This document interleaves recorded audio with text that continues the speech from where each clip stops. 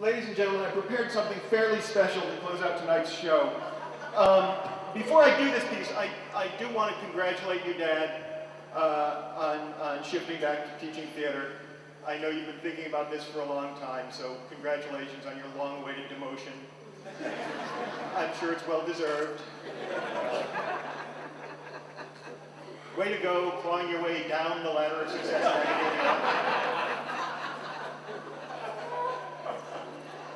From the time I was very young, my father sought to instill in me a real love of the theater. We lived in upstate New York. We did not have the Broadway stage to attend. He did what he could. He once took me to a dinner theater production of 12 Angry Men, done by Rich Little as a one-person show. I kid you not, he took me to Albany, a 2-hour drive from our house, to the State Theater at Albany to see a production of A Diary of Anne Frank that was so bad, I swear to God, when the Nazis came in the first act, someone in the back row shouted, "They're in the attic, for the love of God, look behind the bookcase."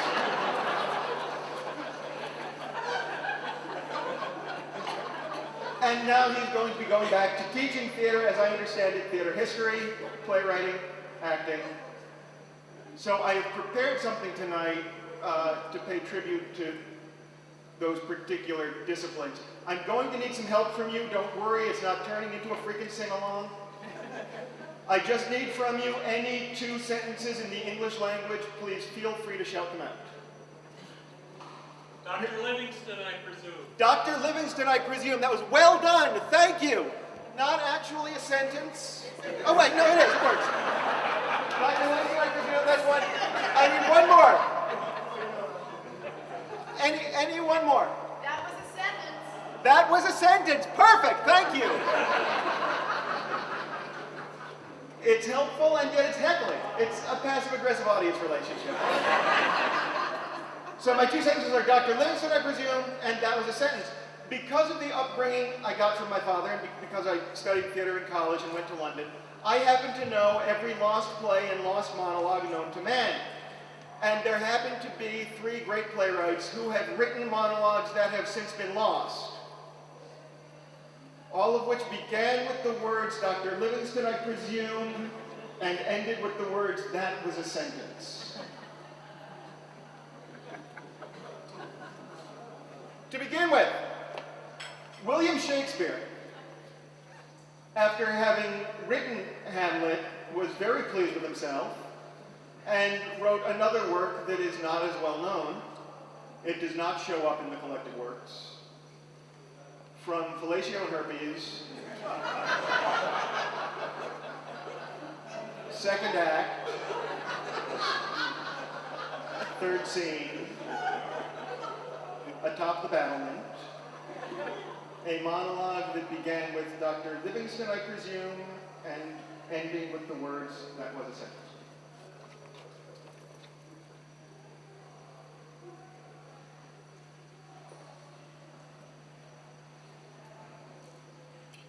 Dr. Livingston, I presume, would be here now, my liege, were it not for thy foolhardy attempt to send him forth and, yea, dissuage those fine fellows who do, with their great health, approach the castle now, but thou, in thy great wisdom, thought it would perhaps do well to send him forth and have him, say, convince them with his sweet and honeyed tongue and well-informed words of some great ailment that should hold them back. Methinks, my lord, that thou art most foolhardy in this that thou hast done, and yet, far be it from me, thy great and royal subject who doth love and serve thy needs, who would embrace thy nearest wish as doth the gull with widespread wings embrace the sky, to say that this was bad or foolish, or perhaps an ill-advised approach. Nay, sending him to speak to them may show some cleverness at that, for he did need to be in some way punished for what he's done within thy court, and methinks, in sending him out thus, that was a sentence.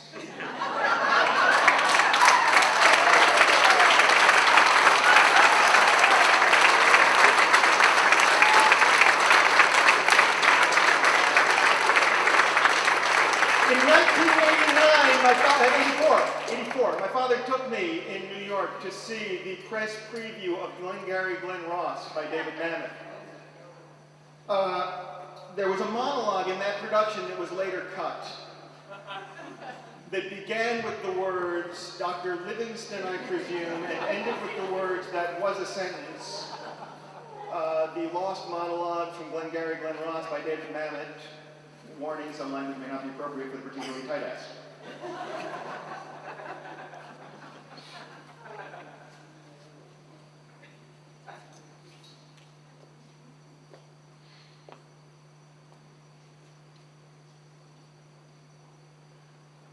Dr. Livingston, I presume?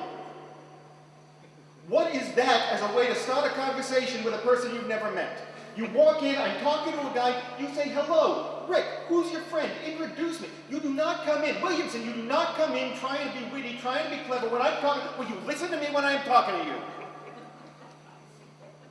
You do not say something you think is clever. If you had ever worked the job, if you had ever been on a sit in your life, if you were a man, Williamson, you would know how a pitch works. When I am on a sit, I do not want to hear how funny you are, how smart you are, because you are not. Williamson, you could not find your dick, 2 hands, and a personal assistant. You want to say something when I am on a sit, you stand just outside, you listen to me, you stand. Just outside the frame of the conversation, I gesture you in, you join us then. Mitch, Murray, they know how it's done. When I started here, they would come down all the time. They knew you do not walk in the middle. One time, Mitch, he wanted to interrupt. He had something to say. You know what he says? I'm talking to the guy. I'm making the sale. I've got the clothes coming. He comes up, he says, I got your contracts. You want to start a conversation? That's the way you do it. I got your contracts. Makes me look successful, makes him look involved. It does not look stupid. I got your contracts. That was a sentence.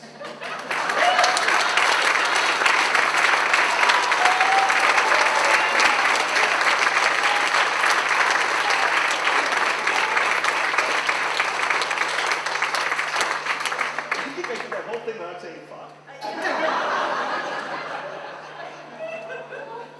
Finally, because my job tonight is not done until my father has put scotch through his nose. In 1991, Alan Brody wrote a play.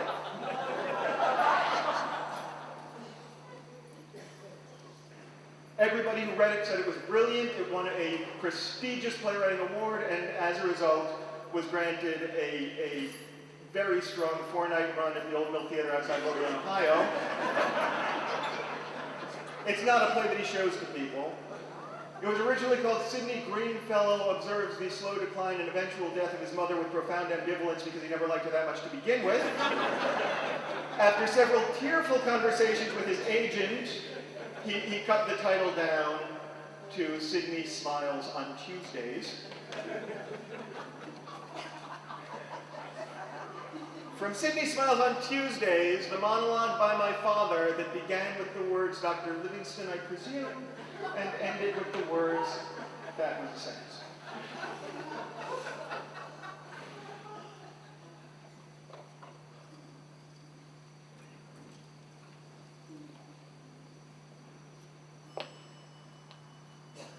Dr. Livingston, I presume, was no less world-traveled than you are, Michael.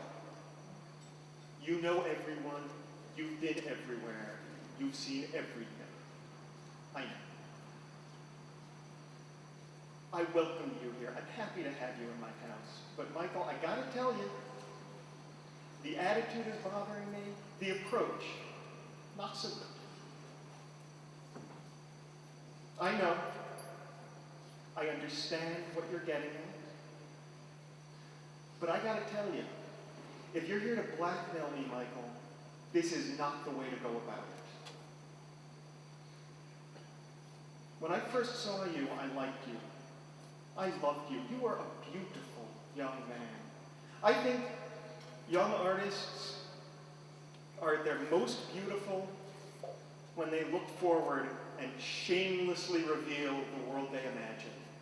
And I think old artists are at their most beautiful when they look back and shamelessly reveal the world they've seen. I don't know, I'm an accountant.